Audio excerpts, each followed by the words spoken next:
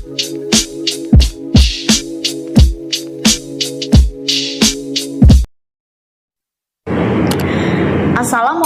warahmatullahi wabarakatuh. Salam sejahtera bagi kita semua. Kepada yang terhormat Ibu Nurul Huda Fitriani, SPDI MPD, selaku dosen pembimbing mata kuliah kami, materi dan pembelajaran Bahasa Indonesia di SD, serta teman-teman yang berbahagia. Perkenalkan, kami dari kelompok 5 yang beranggotakan saya sendiri, Retno Kanti Rahayu, dan rekan-rekan saya ada Gina Adika Putri, Hartina Meliani, Nurlia Sapitri, Putri Nur Latifah, dan Rizka Mailinda. Nah, di sini kami akan mempresentasikan materi kami yang berjudul Teknik Pembelajaran Bahasa. Simak videonya, teman-teman. Pengertian bahasa. Bahasa secara umum adalah sistem lambang bunyi yang arbitrer. Maksud dari arbitrer adalah bahwa tidak adanya hubungan langsung antara lambang dengan yang dilambangkannya, yang mana digunakan oleh anggota kelompok sosial untuk bekerja sama, berkomunikasi, dan mengidentifikasikan diri. Bahasa menurut Ensiklopedia Nasional Indonesia merupakan suatu sistem tanda bunyi yang biasa dipergunakan oleh anggota kelompok sosial untuk bekerja sama, berkomunikasi, dan mengidentifikasikan diri. Bahasa yang baik berkembang berdasarkan suatu sistem, yaitu seperangkat aturan yang dipatuhi oleh pemakainya. Nah, dalam Negara Kesatuan Republik Indonesia, kita menggunakan bahasa Indonesia sebagai bahasa nasional yang biasa digunakan di berbagai media komunikasi seperti buku, koran, acara televisian, siaran radio, website, dan lain-lain. Karena Indonesia adalah negara yang memiliki beragam bahasa dan budaya, maka harus ada bahasa pemersatu di antara semua itu, yaitu bahasa Indonesia. Pengertian teknik. Menurut salah seorang ahli, Edward M. Anthony, mengatakan bahwa teknik ialah suatu cara, strategi, atau taktik yang digunakan oleh guru untuk mencapai hasil yang maksimum pada waktu mengajar pada bagian pelajaran tertentu. Teknik merupakan suatu alat yang digunakan oleh guru untuk menyampaikan bahan-bahan pengajaran yang telah dipilih untuk peserta didik. Teknik yang dipilih haruslah sesuai dengan pelajaran yang digunakan dan seirama dengan pendekatan yang digunakan. Teknik yang digunakan oleh guru bergantung pada kemampuan berpikir guru agar proses belajar mengajar dapat berjalan lancar dan berjalan dengan baik. Dalam menentukan teknik pembelajaran ini, guru perlu mempertimbangkan situasi kelas, lingkungan, kondisi siswa, sifat-sifat siswa, dan kondisi yang lainnya. Sehingga teknik pembelajaran yang digunakan oleh guru sangatlah bervariasi.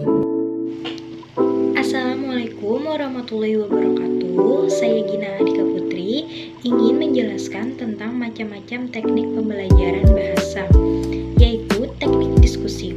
Diskusi kelompok merupakan suatu teknik bimbingan yang memberikan kesempatan pada para siswa untuk memecahkan masalah secara bersama dalam suatu kelompok. Ada juga langkah-langkah yang melaksanakan diskusi. Ada beberapa. Yang pertama, langkah persiapan. Hal-hal yang harus kita perhatikan dalam melaksanakan langkah persiapan. Yang pertama, merumuskan tujuan yang ingin dicapai. Yang kedua, menentukan jenis diskusi yang kita laksanakan. Yang ketiga, menetapkan masalah yang akan dibahas. Yang B, pelaksanaan diskusi. Ada beberapa hal yang perlu kita perhatikan dalam pelaksanaan diskusi. Yang pertama, memeriksa segala persiapan yang dianggap dapat mempengaruhi kelancaran diskusi. Yang kedua, memberikan pengaruh sebelum dilaksanakan diskusi. Yang ketiga, melaksanakan diskusi sesuai dengan aturan main yang telah ditetapkan. Ada juga yang C, menutup diskusi. Beberapa hal yang harus kita ketahui dalam menutup diskusi. Yang pertama, membuat pokok-pokok pembahasan sebagai kesimpulan sesuai dengan diskusi. Yang kedua, mereview jalannya diskusi dengan meminta pendapat dari seluruh siswa sebagai umpan balik untuk perbaiki selanjutnya. Selain itu, saya akan menjelaskan tentang kelebihan diskusi. Ada beberapa hal yang kita perlu ketahui untuk kelebihan diskusi. Yang pertama, dapat merangsang siswa untuk lebih kreatif. Yang kedua, dapat melatih untuk membiasakan diri bertukar pikiran dalam mengatasi permasalahan siswa. Yang ketiga, dapat melatih siswa untuk mengemukakan pendapat atau gagasan secara verbal. Ada juga kelemahan diskusi. Perlu kita ketahui, kelemahan diskusi ada beberapa hal. Yang pertama, sering terjadinya pembelajaran diskusi dalam dikuasai oleh 2-3 orang siswa. Yang kedua, kadang-kadang pembahasan dalam diskusi meluas. Yang ketiga, memerlukan waktu yang cukup panjang. Itu saja presentasi dari saya. Wassalamualaikum warahmatullahi wabarakatuh. Baik, perkenalkan nama saya Nulia Safitri. Di sini saya akan melanjutkan materi dari teman saya. Di sini saya akan menjelaskan tentang teknik trade play. Dalam metode ini memungkinkan peserta didik lebih mengenal tukar-menukar pendapat dan mempertimbangkan gagasan, nilai atau pemecahan baru terhadap berbagai masalah. Langkah-langkah trade play. Yang pertama, beri peserta didik 1 atau lebih catatan post-it, atau tentukan apakah kegiatan tersebut akan lebih berjalan lebih baik dengan membatasi para peserta didik terhadap sebuah kontribusi. 2. Mintalah mereka untuk menulis dalam catatan mereka salah satu dari hal berikut. Misalnya seperti sebuah nilai yang mereka pegang, sebuah pengalaman yang telah mereka miliki saat ini, sebuah ide atau solusi kreatif terhadap sebuah masalah yang telah mereka temukan. Ketiga, mintalah peserta didik menaruh atau menempelkan catatan tersebut pada pakaian mereka dan mengelilingi ruangan atau sambil membaca tiap catatan milik peserta lain. Kelebihan dan kekurangan dari trade pledge ini.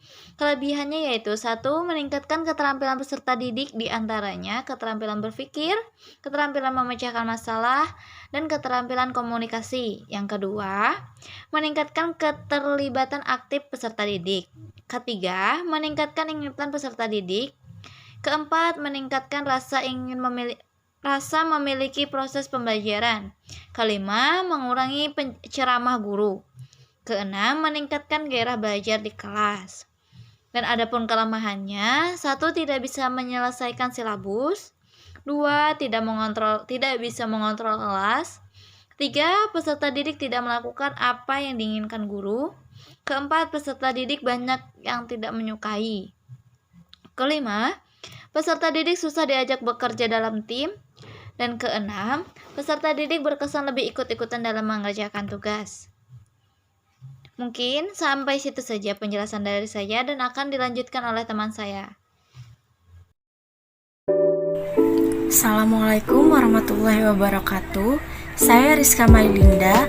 Di sini saya akan menyampaikan materi yang ketiga, yaitu tentang teknik role play. Model bermain peran atau role playing merupakan pembelajaran yang menuntut siswa untuk memainkan karakter seseorang dalam bentuk drama. Selain itu, siswa juga diharuskan untuk bisa mendalami karakter tersebut mulai dari bahasa tubuh, pikiran, dan juga ekspresi. Nah, bermain peran merupakan teknik yang bisa membuat siswa untuk mengeksplorasi kondisi, situasi, atau kejadian realistis dengan berinteraksi dengan siswa lain secara terkelola untuk meningkatkan pengalaman. Menurut Jill Haltfield, Basri Syamsu tahun 2000, model pembelajaran role playing, metode pembelajaran berbentuk permainan gerak yang di dalamnya terdapat sistem, tujuan, dan juga melibatkan unsur keceriaan. Teknik ini merupakan salah satu solusi untuk menghilangkan kejenuhan siswa, yang mana bisa jadi siswa jenuh dengan metode atau teknik pembelajaran yang selama ini ditetapkan di dalam kelas mereka. Selanjutnya ada langkah-langkah pembelajarannya adalah sebagai berikut. Yang pertama, guru menyusun atau menyiapkan skenario yang akan ditampilkan. Yang kedua, menunjuk beberapa siswa untuk mempelajari skenario dalam waktu beberapa hari sebelum pelaksanaan kegiatan belajar mengajar. Yang ketiga, guru membentuk kelompok siswa yang anggotanya 5 orang. Yang keempat, guru memberikan penjelasan tentang kompetensi yang ingin dicapai. Yang kelima, kemudian guru meminta para siswa yang sudah ditunjuk untuk memerankan skenario yang sudah dipersiapkan.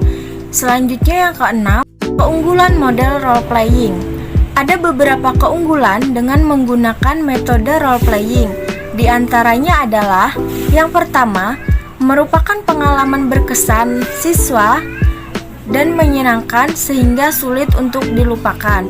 Yang kedua, sangat menarik bagi siswa sehingga memungkinkan kelas menjadi dinamis dan penuh antusias. Selanjutnya ada kelemahan dari teknik role playing. Adapun yang menjadi kelemahan dari teknik pembelajaran role playing adalah yang pertama, bermain peran memakan waktu yang banyak. Yang kedua, kesulitan siswa dalam memerankan peran. Yang sekian dari saya. Materi selanjutnya akan dilanjutkan oleh teman saya. Wassalamualaikum warahmatullahi wabarakatuh. Assalamualaikum warahmatullahi wabarakatuh.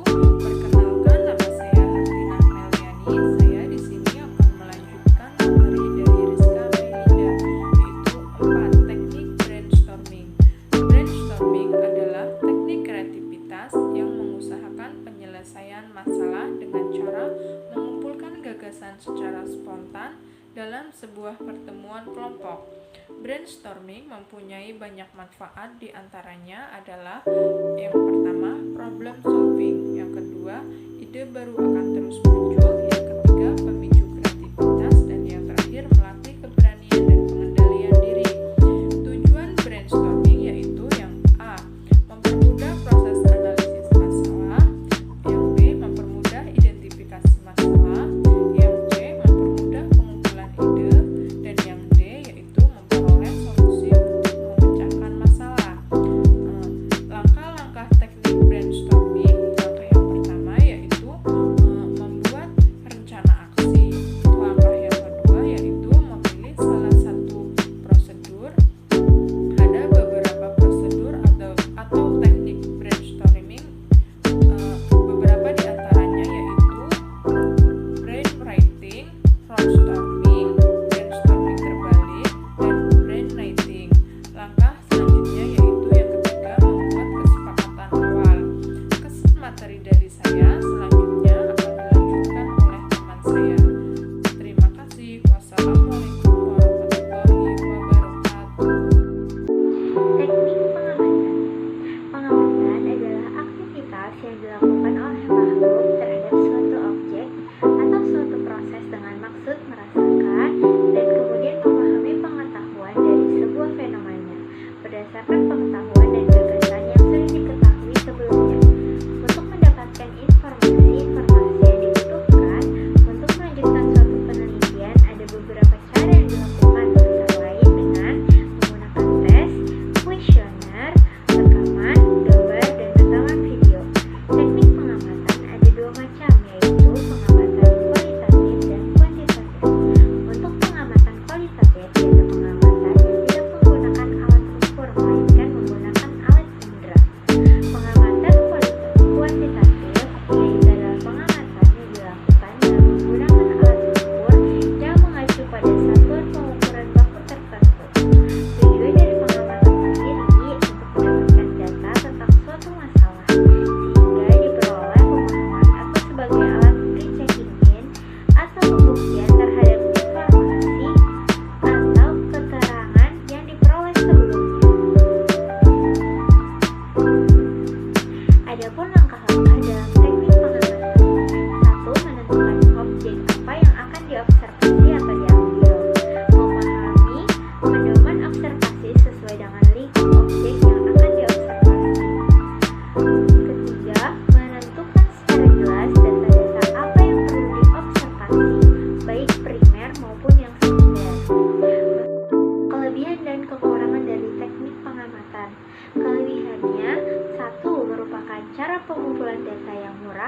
mudah dan guna mengadakan penelitian terhadap macam-macam gejala. 2. Tidak mengganggu, sekurang-kurangnya tidak terlalu mengganggu pada sasaran pengamatan observing. Ketiga, kemungkinan mengadakan pencatatan secara serempak kepada sasaran pengamatan yang lebih banyak. Kekurangannya, 1. Banyak peristiwa kias tertentu yang tidak dapat diamati, misalnya harapan, keinginan, dan masalah-masalah yang sifatnya pribadi dan lain-lain. 2. Sering memerlukan waktu yang lama, sehingga membosankan karena tingkah laku atau gejala yang dikehendaki tidak muncul-muncul. Yang ketiga, apabila sasaran pengamatan mengetahui bahwa mereka sedang diamati, mereka akan dengan sengaja menimbulkan pesan-pesan yang menyenangkan atau tidak menyenangkan. Jadi sifatnya dibuat-buat. Sekian, terima kasih. Baiklah, sekian presentasi dari kelompok kami. Kami memohon maaf yang sebesar-besarnya jika terdapat kesalahan dan kekurangan. Semoga video ini bermanfaat bagi kita semua dan semoga kita selalu diberi kesehatan. Saya akhiri, wassalamualaikum